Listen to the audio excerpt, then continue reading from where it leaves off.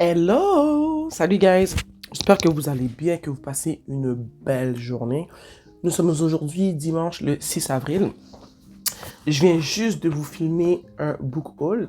Et là, je me suis dit que j'avais encore un peu d'énergie. On va parler en fait de ce que j'ai envie de lire ce mois-ci. Pour débuter le mois d'avril, je suis en train de terminer Peter Pan, un conte interdit. Celui-là, il est écrit par Simon Rousseau. Il fait 230 pages. En fait, Peter Pan, c'est l'histoire de Jacques, un détective à la retraite qui décide de prendre une enquête au privé pour une de ses amies, Nina, travailleuse sociale à la DPJ, qui a trois enfants qu'elle a adoptés, justement. Puis ces trois enfants ont été enlevés en soirée.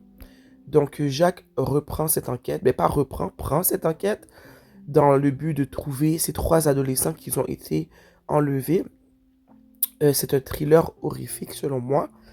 Dans cette histoire, on a de la consommation de stupéfiants, on a beaucoup de sang, c'est vraiment sanglant comme histoire, beaucoup de violence de tout genre. De la violence, de la violence qui commence par le mot S. Il y a des abus faits aux enfants, donc si, moi c'est un sujet qui est très sensible pour moi, l'abus aux enfants, donc c'était difficile pour moi de lire les passages où est-ce que les enfants sont abus, tu sais quoi. Donc c'est un bon conte, mais faire attention si tu es sensible à certains types d'abus. Je suis rendu à la page 159. Donc, je vais sûrement le terminer ce soir si je lis un peu, sinon je vais le terminer demain. Si tu ne sais pas ce que c'est qu'un conte interdit, au fond, ce sont des auteurs québécois qui reprennent des contes d'enfants et qui les réécrivent en mode thriller, horreur, mystérieux, un peu plus gore et tout. Peter Pan avait été recommandé par une de mes meilleures amies. Elle m'a dit que c'était super bon. Donc, je l'avais trouvé dans une boutique de livres usagés il y a quelques semaines. Donc, je me suis dit, pourquoi pas le lire? Parce que sachez que je possède 12 ou 13 contes interdits. C'est le 5e que je lis. Et c'est vrai qu'il est bon. Le petit hic, c'est que moi, j'ai beau aimer les livres d'horreur, les livres un peu gore et tout, j'aime le fantastique, les thrillers, mais moi, j'aime pas quand on fait du mal aux enfants. Ok? Moi, ça me dérange. Attendez un instant, je vais juste replacer mon micro. Moi, quand on fait du mal aux enfants, en fait, ça m'énerve, ça me fâche. Faites du mal aux femmes et aux hommes, à tout le monde dans les livres, mais pas aux enfants.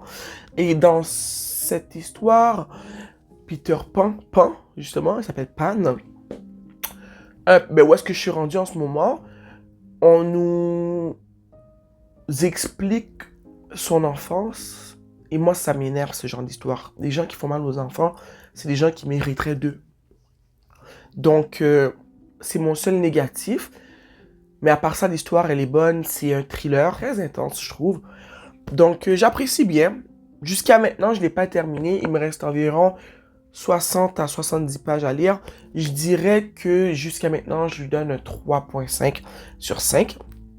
Donc, j'ai hâte de le terminer. Vous vous rappelez, j'avais dit pendant le mois de février que je voulais lire ce livre. Je ne l'ai toujours pas lu. Je ne sais pas pourquoi, qu'est-ce qui me retient de lire ce livre. Mais toujours pas lu. Donc, c'est Grown de Tiffany D. Jackson. C'est l'histoire d'une jeune femme qui se fait repérer, d'une jeune chanteuse en fait, qui se fait repérer par un chasseur de talent. Mais rapidement, elle va remarquer que la vie à laquelle elle aspire n'est pas tout ce qui brille. C'est quoi l'expression quand tout ce qui brille n'est pas... Vous connaissez l'expression. Elle va découvrir que qu'être une star et vivre dans le monde de la musique, c'est pas quelque chose de très sain tout le temps. Cette histoire, c'est un thriller parce qu'on a un meurtre dans les premières pages et c'est le meurtre de cette personne qui l'a repéré.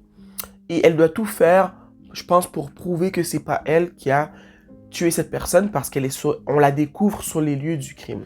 Le livre, il est magnifique. Je l'ai acheté juste pour ce que j'ai vu tout de suite. Je l'ai pris. Je l'ai acheté neuf. Un des rares livres achetés neuf par mois. Je l'ai payé 5 $, ce livre. 5 ou 8 $, pas plus. Le chat. Lequel, je sais pas, mais le chat.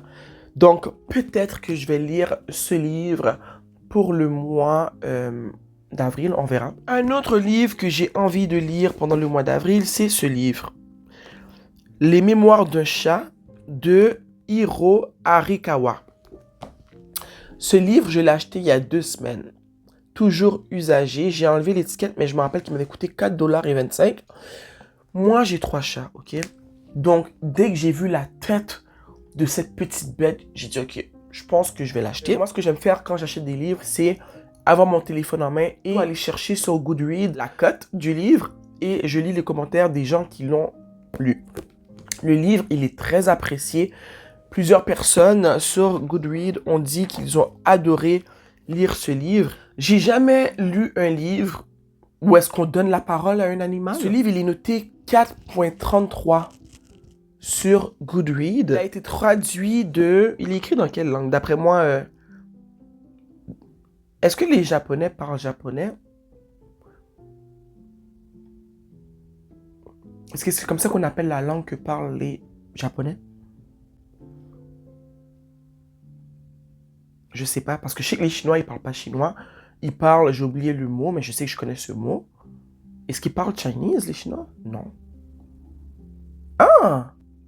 En tout cas, corrige-moi dans la section commentaires, mais il est traduit du japonais en français.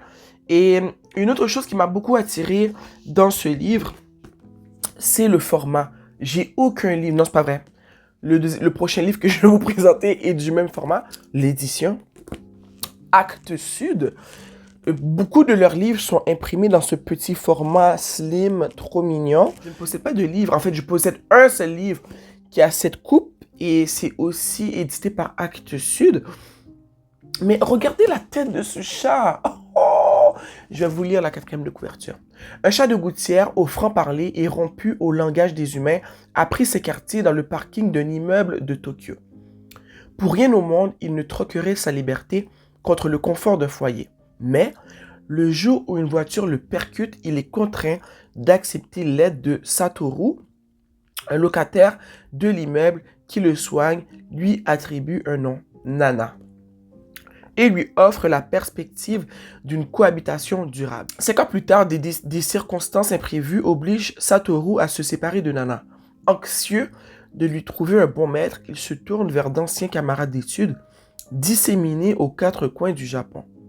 Commence alors pour les 2 compères une série de voyages et de retrouvailles qui sont pour Nana autant d'occasions de découvrir le passé de Satoru et de nous révéler, à sa manière féline, mes aspects de la société japonaise. Prenant et surprenant, profond et plein d'humour, Les Mémoires d'un chat est un beau roman sur l'adoption, l'amitié et la force des liens qui unissent l'homme et l'animal. Moi, vous comprenez pas, j'aime tellement mes chats. J'aime mes chats plus que certaines personnes que je connais. La majorité des personnes que je connais. Puis, je me suis dit, il faut que je lise ça. Il faut que je lise ça. J'ai jamais lu un livre où un chat il parle et qu'on puisse prendre connaissance de ses réflexions et tout. J'adore, j'ai vraiment hâte de lire ce livre. Et je n'ai jamais lu de livre japonais. J'ai trop hâte de lire ce petit livre. Et quand je vois la cote sur Goodreads, je me dis, ah, les gens vous ont vraiment, vraiment, vraiment apprécié. Il y en a une qui dit, je n'ai jamais pleuré en lisant un livre et celui-ci m'a fait pleurer. J'ai hâte de pleurer. Un autre livre que j'aimerais lire ce mois-ci, toujours aussi édité par Actes Sud, c'est La Nuit des Princes Charmants. Déjà là, regardez comment c'est magnifique la couverture. J'ai acheté ce livre il y a plusieurs années et je ne l'ai jamais lu. Il était en train de prendre de la poussière, d'accumuler de la poussière dans ma bibliothèque. Et depuis que j'ai lu Mademoiselle Liberté d'Alexandre Jardin, j'ai envie de lire des livres un peu romantiques parce que j'ai beau aimer les livres d'horreur, les livres de thrillers mystérieux et blablabla, fantastiques. J'aime aussi lire de la romance.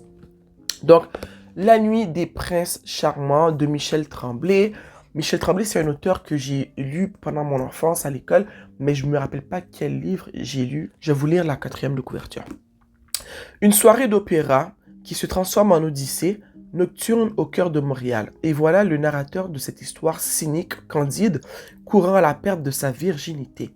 Du café El Cortillo au cabaret des quatre coins du monde, Michel Tremblay nous invite à refaire le parcours initiatique d'un jeune beatnik, je sais pas qu'est-ce que ça veut dire, et à découvrir avec lui un monde burlesque de folie et de transgression, où les passions se déchaînent, où partout éclate le mensonge et la vérité dans l'urgence du désir. L'amour et le plaisir seront-ils au bout du voyage dans la nuit des princes charmants?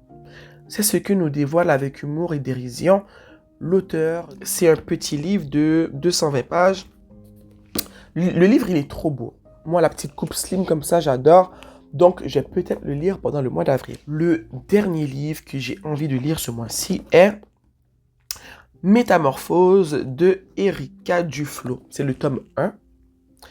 Dans mon book haul, je vous présente le 3e tome de ce livre que j'ai acheté la semaine passée parce que je possède déjà le tome 1 et le tome 2. L'auteur est une femme noire née en Guadeloupe. Cette année, le but que je me suis donné, c'est d'acheter plus de livres d'auteurs noirs parce que quand j'achète des livres, je ne fais pas de recherche sur l'auteur en tant que tel. Je lis la 4e de couverture. Si le livre m'intéresse, c'est dans mon genre de livre, j'aime la page couverture, je vais l'acheter, tu vois. Mais cette année, je me suis dit de faire un peu plus attention et d'essayer vraiment d'acheter les livres de personnes qui me ressemblent pour découvrir ce qu'ils écrivent. J'en possède déjà quelques-uns, mais en faisant le tour de ma bibliothèque, j'ai pu réaliser que je ne possède pas beaucoup de livres écrits par des auteurs noirs. La 4e de couverture ne dit rien d'intéressant, c'est un dialogue, mais ce que j'ai compris de ce livre, c'est que c'est de la fiction, clairement, mais c'est un livre d'horreur. On va aller voir si c'est vrai ce que je dis. Est-ce que c'est vraiment un livre d'horreur? Parce qu'on parle de transformation. Déjà là, sur Goodreads, il est noté 3.71. C'est de la fantasy, enfin c'est du fantastique, paranormal, jeune adulte, et il y a de la romance dedans. D'après moi, je vais vraiment lire ça ce mois-ci parce que ça fait un petit bout que j'ai goût de lire de la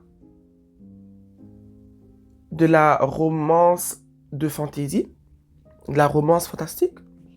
Et ça fait, je pense que la dernière fois que j'ai lu un livre de romance de fantasy, c'était Twilight. Et Twilight, j'ai lu ça quand c'est sorti. Il y a 20 ans, quoi. 20 ans? Ou environ 17 ans? J'avais 17 ans. Aujourd'hui, j'en ai 34. Je vais sûrement lire ça ce mois-ci pour me rappeler ça fait quoi de lire une fantaisie romantique. Donc, j'adore, la page couverture. Moi, j'adore un livre qui est noir. Je sais pas qu'est-ce que j'ai avec le noir, ma couleur préférée. J'ai vraiment hâte de lire ce livre. Ce sont les choix que j'ai pour le mois d'avril. Les 4 ici. Je suis en train de terminer Peter Pan. D'après moi, je vais suivre avec soit La Métamorphose ou avec Les Mémoires d'un chat. Ce que j'ai lu pendant le mois de mars, en tout cas à la fin du mois de mars, j'ai lu Mademoiselle Liberté et Autobiographie d'un amour que j'ai pas du tout aimé. Au début du mois de mars, j'ai lu quoi? J'ai lu Mama, que j'ai adoré. Et un autre livre, je me rappelle plus. Mais j'avais vraiment un besoin de lire quelque chose qui sort de la vie réelle. Et c'est pour ça que j'ai pris Un Conte interdit. Je pense que je vais sûrement continuer dans la même tendance après Peter Pan. Je vais sûrement lire ça. Mais le X, c'est que ça, j'ai 3 tomes. Peut-être que quand je vais finir ça, je vais avoir envie de lire les autres tomes. Donc peut-être juste avant de lire La Métamorphose, je vais peut-être lire ça. Parce que j'ai vraiment envie de voir, est-ce que la note que je vois sur Goodreads est vraiment représentative de ce livre? Mais je sens que oui. Pour de vrai, regardez sa tête. Oh, il est pas cute. J'ai vraiment hâte de lire ce livre. J'ai hâte de voir ce que je vais lire après. Je pense que cette vidéo sera mise en ligne avant le book haul. Parce que le book haul, je vais devoir l'éditer. C'est une 40aine de minutes. Et celui-là, c'est pas long. Je vois que c'est une 20aine de minutes. Ça va être édité plus vite. Donc, si j'ai fait allusion dans ce livre à mon book haul, il va être mis en ligne après cette vidéo. C'était tout pour le book haul. Non, c'est pas un book haul. C'était tout pour les choix de lecture. J'espère que tu as apprécié la vidéo autant que moi j'ai apprécié la filmer. Sur ce, je te dis à bientôt.